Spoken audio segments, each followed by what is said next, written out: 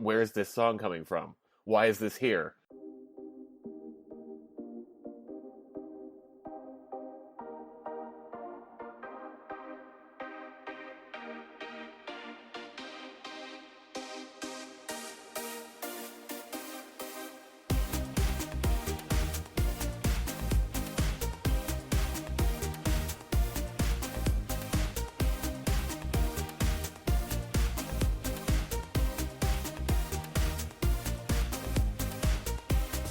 Hello and welcome to the EuroWhat from whatelsison.tv. I'm Mike McComb and I'm joined today by my fellow WEIO Eurovision News and Entertainment Research Division specialists, Ryan Brazel and Ben Smith. Howdy, folks. Hey, Mike. Hey. How's everyone doing this week? It's good. How have things been for you? All right.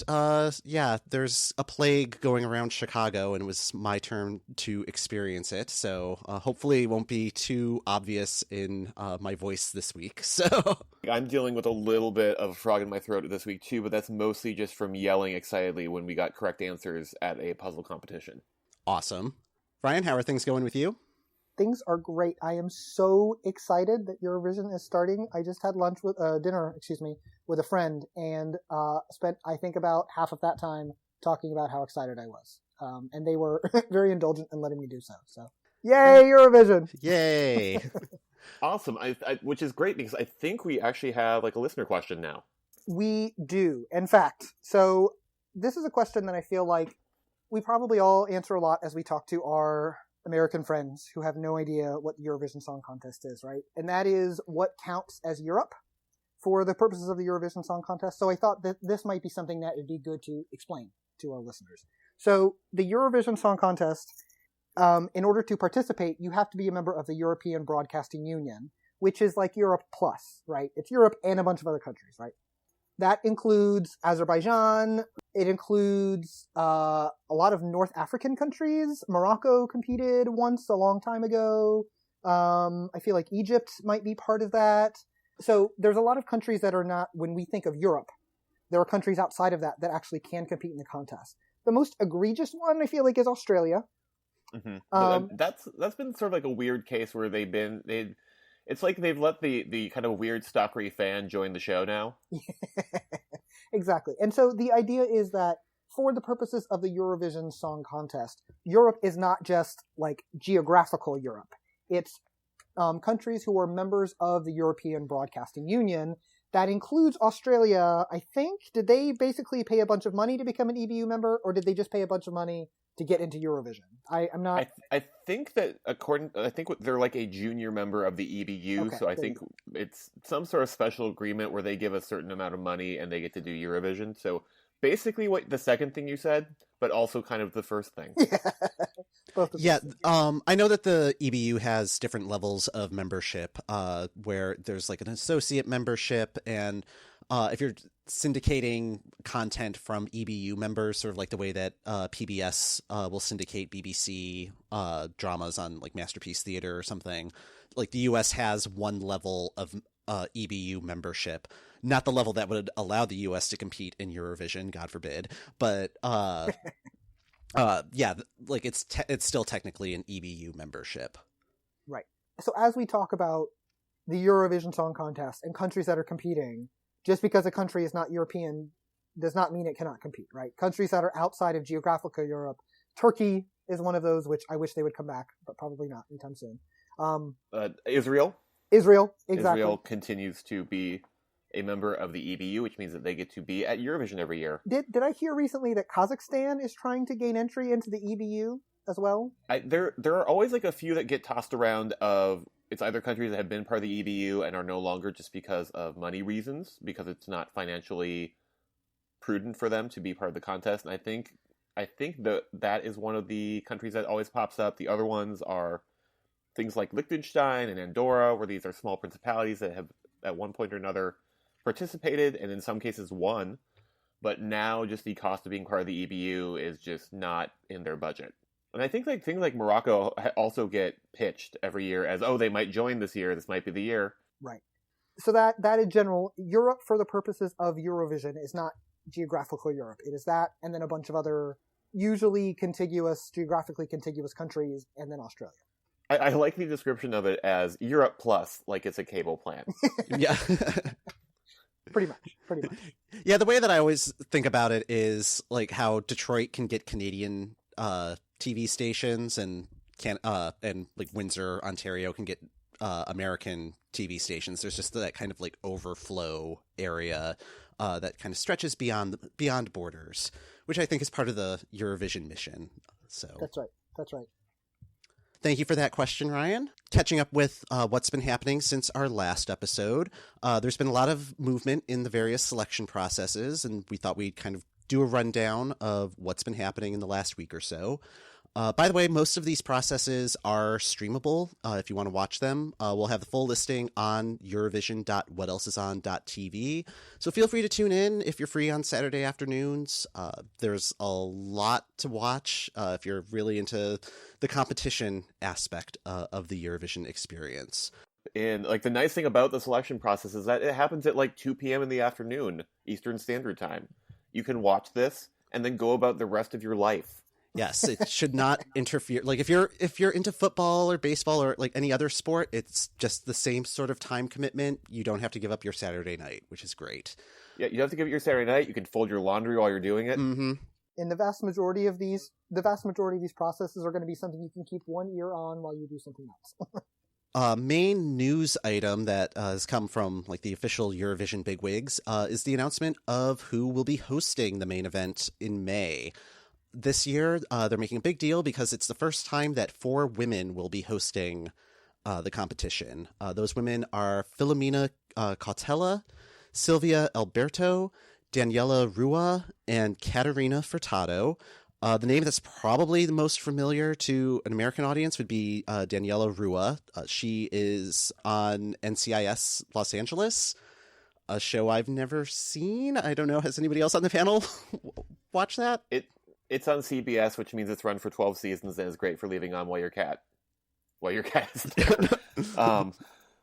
Sorry, CB. I did not know that NCIS had an LA edition, so I learned something today. Yeah, I'm sure she's fine. I'm sure she's very nice. Yeah. I think it's refreshing that after last year when we had 3 dudes, Portugal is going, oh, we can match that. Also, now we have 4 of them, and they're all women. Yes, although it would be nice if they had picked 4 women that were differently talented. I feel like one thing that we see a lot with Eurovision hosts is that you need somebody who is good at comedy. We saw that with Pietra Mere in 2013 and with her and Mons last year. They were both good at comedy. They were, or at least decent at comedy. They were both good at music. They were both good at presenting. I feel like I don't know that much about all of these 4 people, but I did do a little bit of research on them. None of them have a background in comedy or in music. So we just have 4 presenters, which is not, like, more isn't necessarily better in this context. So I'm a little bit concerned about the actual quality of the presentation of this show. I think that's fair. And I completely agree with you. I think that the best presenters that we see are people who are skilled in multiple areas as an entertainer. I think about going back to Sweden, like the presenter that they've had for Melody Festival and their sort of their internal selection process the last couple of years is somebody who has been a former contestant.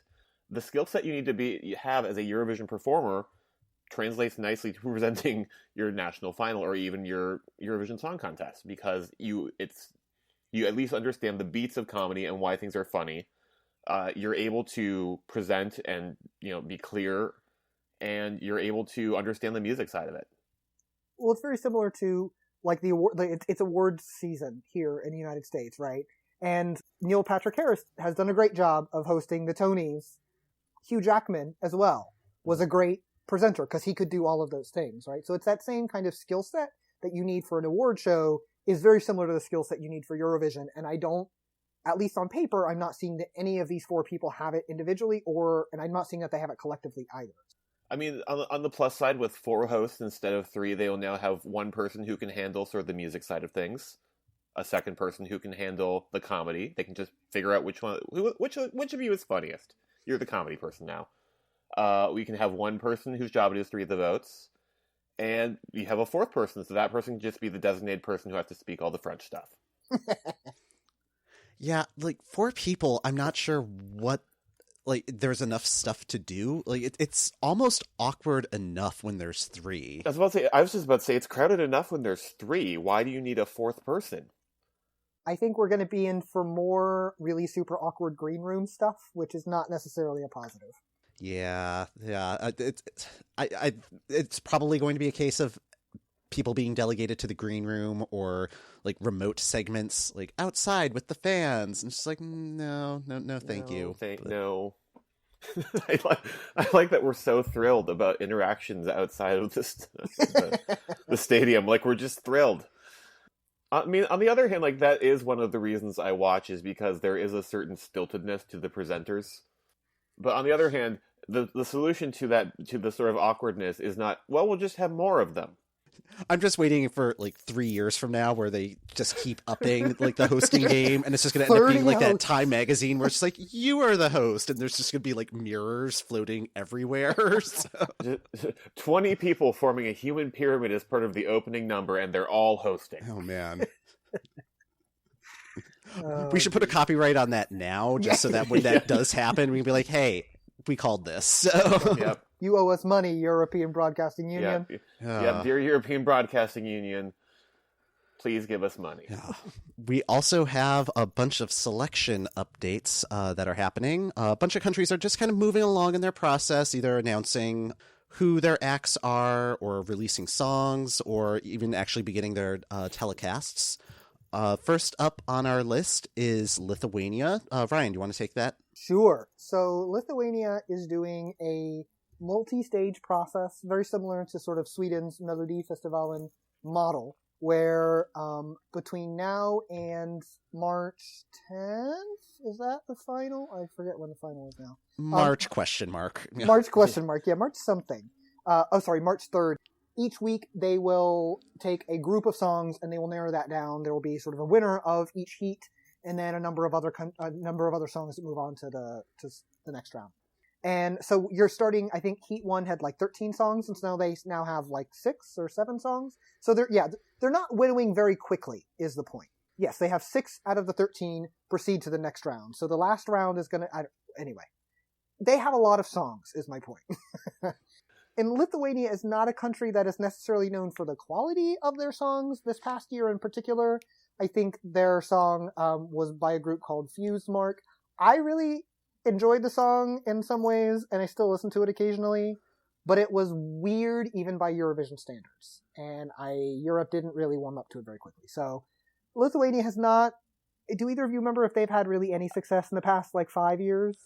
They were in top 10 in 2016. Yeah, so they sent Donny Martel for a second time, and he did pretty good. He did a pretty good job that second time. I totally forgot about Donny Martel. You're absolutely right. I've been waiting for this night. Yeah, absolutely. But, which weirdly enough, Boston people popped up in the background of Broadway on Boston's ad. Like, I was just sitting during an SNL ad break and was just weirded out because, like, where is this song coming from? Why is this here?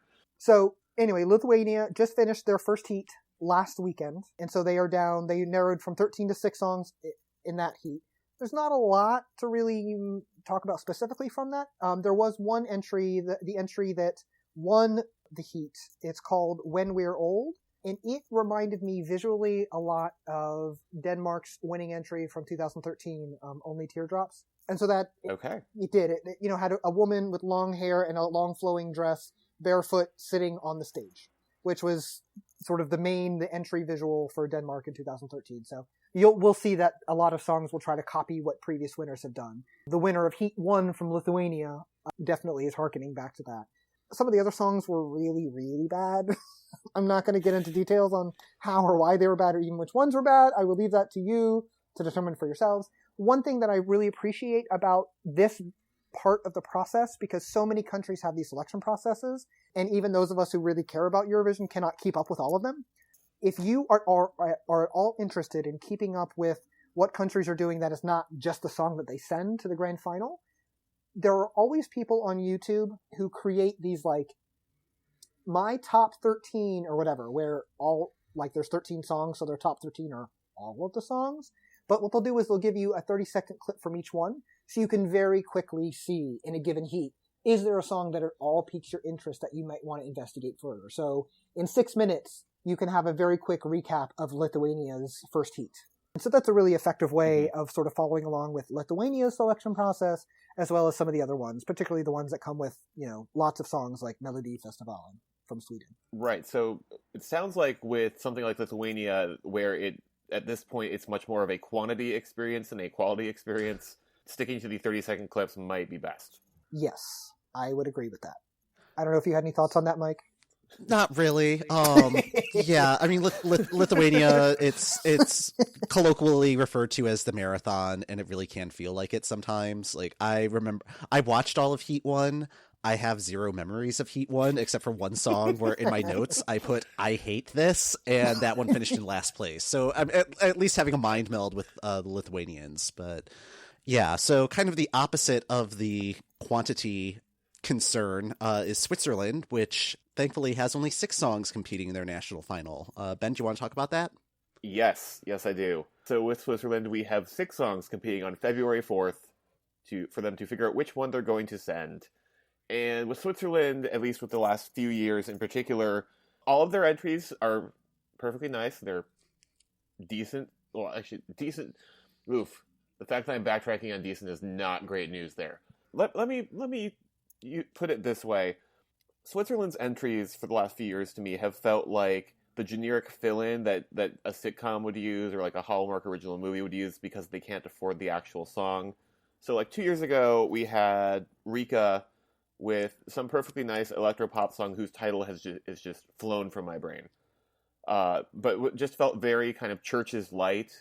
It was like, if I couldn't listen to Churches, this would do. But it's in the scope of the contest, it easily just sort of falls to like that 11th place out of 10. It's the last of our kind, by the way. There we go. Thank you. But yeah, like, and listening to the pack this year, there was like the entry that I was drawn to the most. I was like, this is pretty great. And I'm like, yeah, but this also just kind of sounds like Shawn Mendes. And I kind of just want to listen to the Shawn Mendes song instead of this one. So like, again, like, I feel like I'm not doing a great job of selling this. I like the fact that it's just like, okay, these are our 6 songs. We sort of internally narrowed it down to this group, but we're going to trust you guys to pick the best one. I don't know, like, I at least kind of want to know who comes out of this on February 4th as the winner, just to see if it is in fact the one that I thought was the best, or if there's something that appealed more to Switzerland. Have you guys had a chance to check this out? Is this something where it sounds like you want to check it out, even though I've done a terrible job of really making a case for it? I listened to, again, another one of those, my top 6, because 6 is all of the songs. I liked Alejandro Reyes, who I think is the Shawn Mendes guy you were referring to. Yes. Number one, I legitimately like his voice. I think it's nice to know that there's at least one really good vocalist. I immediately upon hearing him thought, oh, his song sounds a lot like Shape of You, Ed Sheeran's song. Or he sounds a lot like Ed Sheeran. And so I was like, oh, let me look up what else he's done. And like the second result on YouTube was him doing a cover of Shape of You. So it's definitely like, if that's kind of the music that you're into, I think there's another one too, I think in Switzerland, who sort of have that same kind of Ed Sheeran vibe. So if that's the kind of music you're into, I think Switzerland might be a compelling listen this year. Yeah, I was actually kind of surprised because I've not been a Switzerland fan in the past, but I actually like 2 of the songs that are in contention, so that's exciting. Yeah, listening to the Alejandro Reyes song, I believe it's called Compass, I really like what he's doing, and I hope that if that's the one that gets selected, it gets kind of one more pass on the lyrics. Like, it feels like it's sort of 90% there, and it could just be just needs a little bit of tweaking here or there, and it could be a real contender and just something really enjoyable. I think that there's a lot of potential with that song, and it just needs a little fine-tuning, a little editing, and it could be really great. The other song that I really like is Stones, and part of that may just be it's the first item on the playlist that was put together by SRF. I think that's the broadcaster, and it's a strong song to start a playlist with, and it had me continue to listen to the rest of the playlist and be like, all right, I'm buying what Switzerland is selling this year. I also, one point I wanted to make about Alejandro Reyes, we do not often see people on the Eurovision stage with visible disabilities. We almost had one last year before the Russia-Ukraine thing just went all to hell. So I go Alejandro Reyes for that as well. Yes. Mm-hmm. Also, with only 6 entries this year is Czech Republic. They are they're doing a very interesting process this year. It's a mix of online voting and jury voting without a televised final. They've put all 6 songs on YouTube, and I believe they're also available on the Eurovision app. And you can watch the videos and then vote on which one is your favorite. And anybody can vote, but the only votes that are going to count are ones from people in Czech Republic. And then that's going to combine with votes of an international jury. And they're revealing results on the 22nd, which I think I'm not sure if that's the viewer votes or the jury votes, or sort of like, this is what the status is right now. You have one more week to vote after that. The process is a little unclear, but we should know who the actual finalist is on the 29th. Have either of you had a chance to listen to those tracks? Nope. I skimmed through them and thought that, I thought it was really, really interesting how they were doing their voting this year. Mm-hmm. I sort of wonder if if they're just sort of like the test balloon for if this is something that could be a little bit more widespread, especially since they're utilizing that Eurovision app. I really hope that with the actual presentation of this, they do something where they at least let like the top 3 give a performance as like a final. Maybe do all of this beforehand, but still give like a venue for like some sort of live performance. Mm. And that's actually just talking through that now. That's something that I wonder about, because I think part of what makes a good Eurovision entry is someone who can not only perform that song, but can perform it well and have stage presence. And if you're really only limiting it to just this pre-recorded track, you're not necessarily going to have as good of an idea as to whether this person can perform this song well on the stage. That's a really good point, particularly because the videos that they have on YouTube are mostly lyric videos, so you're not even seeing them performing to a lip sync performance of this. Right. It's just still photos of the singer or the band. One thing I liked about their videos is that there was a very unified style to them. It wasn't a case where like one artist was clearly more promoted or had a better resource or better budget. They just did all of them in the exact same style, which I thought was a nice unifying factor, I guess. Yeah. Also, it seems like the 6 contenders are pretty well established artists in Czech Republic. Like going onto Spotify, almost all of them had like the little blue check mark for the art on their artist page. So these aren't newbies. So that offers a little bit of hope, I think. Right. I think as far as like the songs themselves, like in general, I didn't feel like any of them really clicked with me or felt like, yes, this is the one, this is better. I think the one that felt the most like that for me was like the second one in this playlist that we had of High on Love. Yeah, that was the one that I responded to too. And actually, I think that was the one I voted for because the Eurovision app works here in the States, even though my vote's not going to count for anything. I still wanted to make my voice heard. So. But yeah, just of the entries, I thought that one grabbed me the most, as feeling like the right venue, the right song. But again, like I think that there's like there's really, it's anybody's game. Mm-hmm. It really depends on what the Czech Republic wants to send this year. I feel like in last week's episode, we previously discussed that there are nations where it really feels like they have very varied taste, and I feel like I've seen very good ballads from them. I've seen some more interesting stuff. So it'll be interesting to see, especially with this new approach, what comes out of that. So kind of sticking with an old approach would be Belarus, which held auditions for, I believe it was like 93 entries last week, which you could have watched all of that on their live stream if you got up at 3 a.m. Central Time, which I did not do. And from those 93, 11 were selected to compete in the final that will be taking place on February 16th. And I believe it was today it was reported on WeWe Blogs, which is a UK-based Eurovision fan site, that half of the Belarusian field is threatening to withdraw from the competition because one of the entries may violate a rule that usually has a big asterisk next to it. According to the Eurovision rules, a song cannot have any sort of public performance or publishing prior to September 1st. And the song Forever by Alexeev apparently was performed in concerts back in May. And yeah, the people who are threatening to withdraw are just like, yeah, it seems like this is sort of a predetermined winner. and we don't want to be part of a sham process. Which, if you're at all familiar with Belarus's Eurovision selection process, it's largely a sham. Yeah. Sham is a great word to describe it, but that's what makes it fun. It's why I love Belarus. So. I guess so. One question I had just from watching the videos of sort of the 11 that were selected is the audition process just literally a couple cameras just on the auditions just as they were going through, or it literally just plays all 90 something songs? I believe it was the former, where it's they just have a room set up. The judges are sitting at tables and they have the 2 cameras set up just to watch it. I mean, it's consistent with what they did last year with their audition process. But yeah, just like watching the videos, it felt a little public access. Mm-hmm.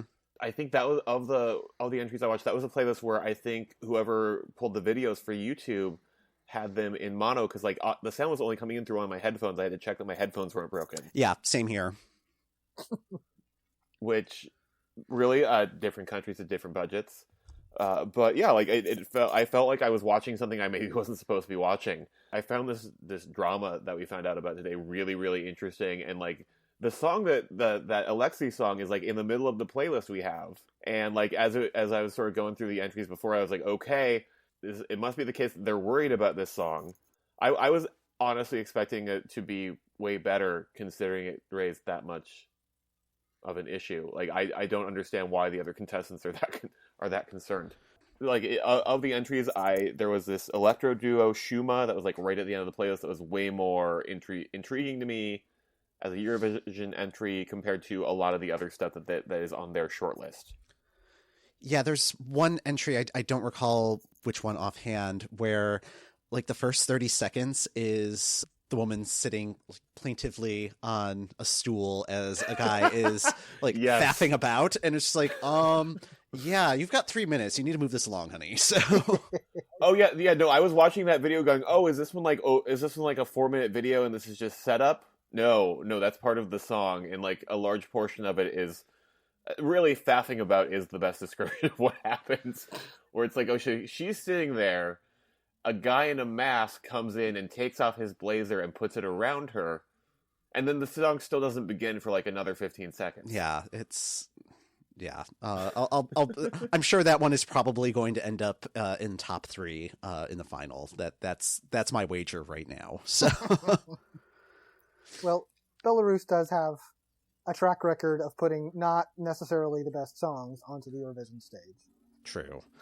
And in that vein, let's talk about France. That was a beautiful segue. Yes. What a beautiful. Yeah. So France has the luxury of being part of the Big Five, which we'll talk about in more detail in a later episode. But basically what that means is they get a pass to the grand final. They don't have to compete in the semifinals. So they can put whatever they want as long as it's 3 minutes or shorter. This year they're doing an internal selection process. They're doing a public selection process. The first semifinal aired this past Saturday. It was the 4th trending topic on worldwide Twitter while that show was airing, which good for them. The second semifinal will be airing this Saturday. If you go to Eurovision.whatelsison.tv, you can see the listing for that there, and then also click on the link to actually watch the show live. Anybody have any thoughts about France? We could probably talk about them more in depth once the full final field is set up. I have a lot of thoughts about France, but not about this particular Eurovision slate from France. Let's just make that clear. Yeah, I was going to say, I like that they are going back to, okay, we're going to let you pick it. Admittedly, the last time they did that, it did not go well. They came in last place. On the other hand, the times that they've done an internal selection the last few years, they've ended up near last place. Again, I think it's good that they're bringing things back to the people instead of just saying, here is our sad torch song.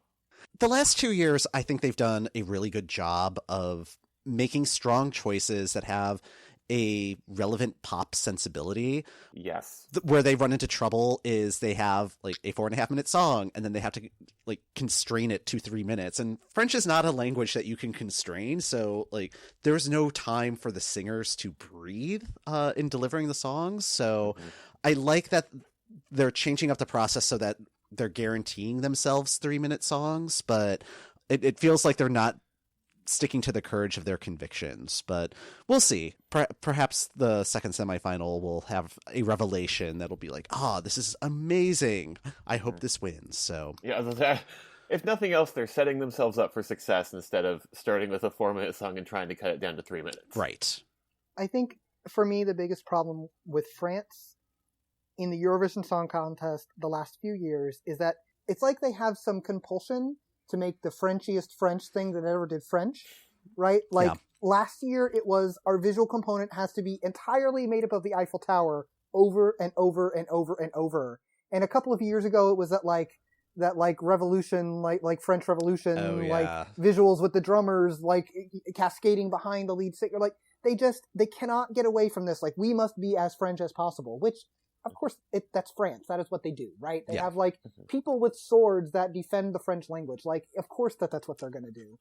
On the other hand, Ryan, I think to your point is, I think my favorite French entry ever was, I think this goes back to 2008 or 2009, is Sébastien Tellier's Divine, where and again, like the entire presentation is not about them being super, super French. It's just 3 minutes of weirdness that seemed to know it wasn't going to win. Like he has female backing singers who are wearing beards so that they look like him.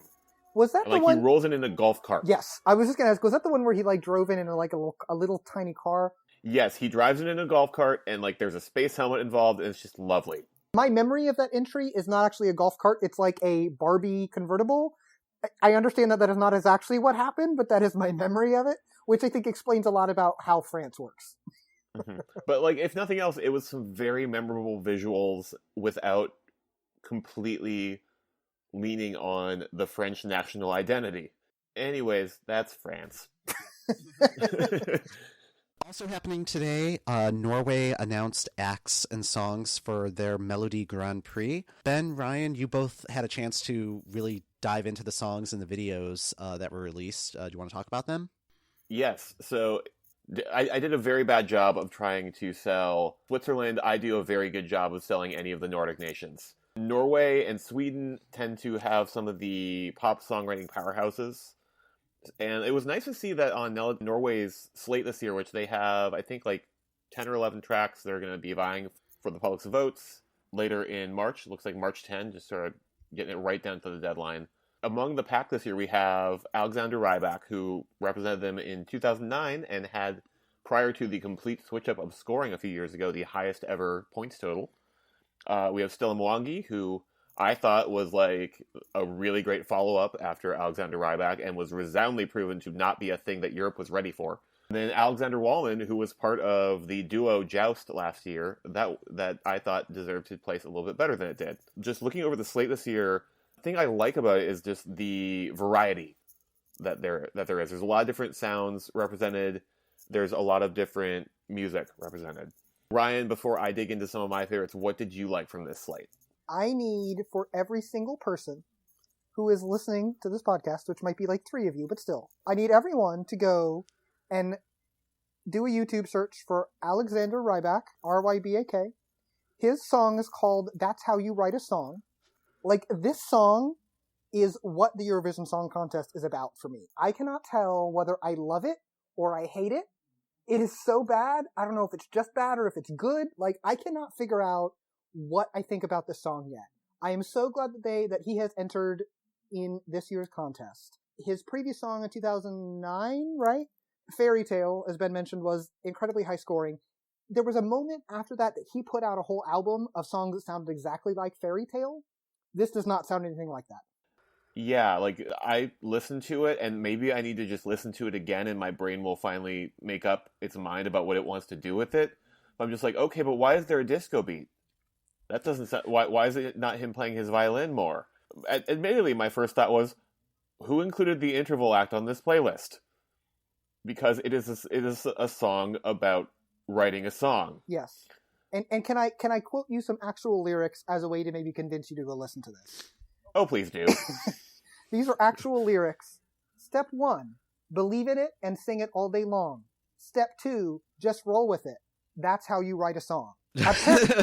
Like, case closed. I feel like there are considerably more steps here in the process of doing no, there are 2 steps. One step is you sing to yourself, which in most U.S. cities you might be looked at sideways for. People would move away from you on the bus for doing that. 2, just roll with it. That's how you write a song. Like, what? Also, there's scatting. In fairness, calling it "That's How You Write a Song" is a much better title than "That's How You Make Someone Move Away from You on the Bus." It's true. But also there's, like, scatting, like, fake scatting. It's not even good scatting, right? Like, oh, no. It's like, I do not remember the fake scatting at all. Okay, well, I think my brain just shut off after like the disco beat and some of the lyrics, and that I just like glided through the rest of the 3 minutes. Well, so here's the other piece of this, Ben. You might not have been listening to the extended version. The scatting might only be in the extended version of the song. I'm not even kidding. Like, you had me an extended version because those are always better. It's 3 minutes and like 36 seconds or something. It's only an extra 30 seconds. The other thing that you should know about Alexander Rybak is that he's a violin player and he restrains himself. He's like a very enthusiastic violin player as well. And he restrains himself from playing the violin until almost the end of the song. Which I was like, is he even gonna? Yes, he is gonna play the violin. Okay, that's fine. I just, like, I cannot tell if this song needs to, like, win the contest, or if this is yet another song that's gonna, like, fall in the scrap heap of Eurovision history. And that is why I love Eurovision so much. It's because of songs like this. Like, again, like, I'm still processing how I feel about that song. I come to the Alexander Rybak show to watch him play his violin. So, to me, like, this, like, he needs to play the violin in the song. More. But of the other entries, the other one that was surprising for me was not any of, like, the returning people, because of the other returning people, let's just start there, I thought that Alexander Wallman also had a decent number. It felt a little like Justin Timberlake, Rock Your Body light, but in a good way. That was another one where it wasn't like a carbon copy of the song he was on last year, but I thought it was good. I thought that Stella's song was only okay. It did not make me feel the same way as, like, Haba Haba did. Well, it's Stella and Alexandra. I don't feel like necessarily Alexandra's maybe bringing a lot to the table. Yeah, she's really not. Also, can I just give a quick plug for Scandalove? This group, Scandalove? Oh, I was just about to go there because the main surprise for me was Ida Maria. Because I remember probably about 2008, 2009, because I believe I was still finishing up undergrad at the time. I think it had to have been that, like, her album came into the campus radio station where I was working, doing a show at the time, and really dug it. It was rocklet in a very, very pop way. She's clearly having a lot of fun with herself. There were songs with tracks like I Like You So Much Better Than When You're Naked. Definitely look up her stuff. It's really, really, really good stuff. This track that she's doing for the Melody Grand Prix is much more pop than either of those songs, anything I was familiar with her with. But it has sort of that same spirit where she's clearly having a lot of fun lyrically. She's not taking herself seriously at all. And it is just a wonderfully goofy song about how good lovers Scandinavians make. I need to understand, though, when she asks, can you make love like a Scandinavian? What does that mean? I need to know what this means.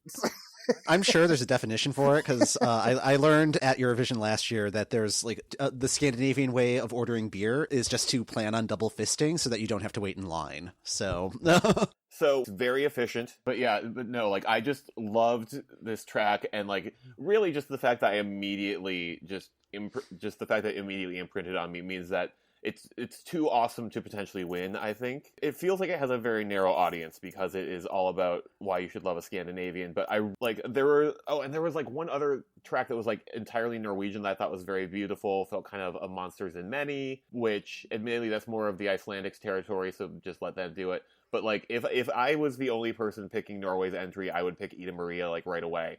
And then they would immediately get knocked out in the semifinal. The last country that is doing stuff this week is Armenia. They are doing their Depi Evreitsil, I don't think I'm pronouncing that correctly, format again this year, and which is kind of like The Voice, just with a lot more winnowing down of singers. And they are releasing the songs 5 per day this week. So we're recording this on Monday. Five of the songs have been revealed so far. There'll be 5 more going through Thursday, I believe, so 20 songs total. And their finals scheduled for February 24th. I haven't heard anything yet about when semifinals or any of the earlier rounds are actually getting scheduled. So, like, a fun misinterpretation that I made when I was looking over our show notes today was I somehow assumed they had 5 songs and they were revealing 1 per day this week. No, they were revealing 5 per day this week, which means there are 25 songs. Right. Although I think it's only going through Thursday, so hopefully there's only 20. I don't know. Their process is a little mysterious this year. They're not revealing a whole bunch of details ahead of time. Yeah, that pretty much takes us through all of the Eurovision moves this week. The last topic that we wanted to kind of touch on for kind of getting into selection season is talking about what selection processes we're most looking forward to. Since we do watch the streams on our Saturday and Sunday afternoons, there are certain processes that we're really locked into. So, Ben, which selection process are you most looking forward to this year? I've only started in the past few years trying to watch the actual selection processes because I suddenly realized, wait a minute, there's like 10 other songs I could have checked out and learned more about in terms of this country's sense of pop music. And one that really always stands out to me is Sweden. And I mentioned this earlier in the show, but like Sweden and Norway these days are the powerhouses of pop songwriting. Anybody who's anybody, even in American pop, goes over to Sweden to do writing sessions. And Sweden does, I think, compared to, with the exception of maybe like a Lithuania, one of the longer processes where they do Melodifestivalen, which is 6 weeks, where you have 7 entries each week. 2 automatically go through to the final. 2 go through to a second chance round. So you do that for 5 weeks, and then you have a 6th week of those second chancers, a 7th week of let's pick the final from this, and they're all really good. Like last year, I actually bought the Melodifestivalen album because there were so many bangers. Also, it's just they write the best goofy, this is never going to make it, but this is still very entertaining entries, like Road Trip from last year, which was still in my Spotify playlist for my workplace, and it cheered me up every time it came on. Nice. Didn't that one make it to the second chance round? It did. It made me. It warmed my heart that Sweden loved it enough to give it a second chance. Awesome. Ryan, which process are you most looking forward to? So I kind of have 2. The one is Norway, just because, as you heard my excitement about this Alexander Rybak song. But I also think just in general, they have 6 pretty good songs. I've been pretty happy with what Norway's done the last couple of years. I'm also really excited for Latvia's process, Supernova. One of the reasons I'm excited for that is Aminata has a song. She's composed a song that's in this year's contest, which I cannot wait to hear. Aminata was Latvia's entry in 2015. She was one of my favorite songs of that contest. Her song was called Love Injected. And then the next year, she wrote a song that someone else sang. His name was Justus, and he sang it. And I'm forgetting the name of it now. What was the name of it? Heartbeat. Heartbeat, yes, thank you. And then last year, Latvia did not make the final. I actually liked their song.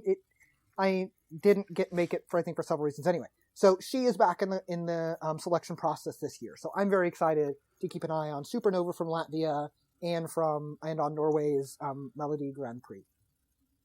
Awesome. Yeah, the process I'm most looking forward to is Hungary's Adal, which I believe translates to the song. I think Hungary's kind of cracked the code on how to do an effective selection process. I think it's like 30 songs end up competing over the course of the season. There's 3 heats of 10 songs each, and then those get whittled down into 2 semifinals and then 1 final. But it's a combination of having the songs kind of publicly vetted before being selected as a finalist, but not kind of over vetting the way that Lithuania's process does, where it's just like, oh, I've heard this song like 15 times and it's still only the semifinals. It's like you hear it like 2 or 3 times before it gets to the end, and hearing it in different contexts. So depending on where each song falls into a running order, you get to hear it before and after a different type of song and really kind of compare and contrast. And yeah, and this format's been very successful for Hungary. They've had, I believe, 3 top 10 finishes since adopting this format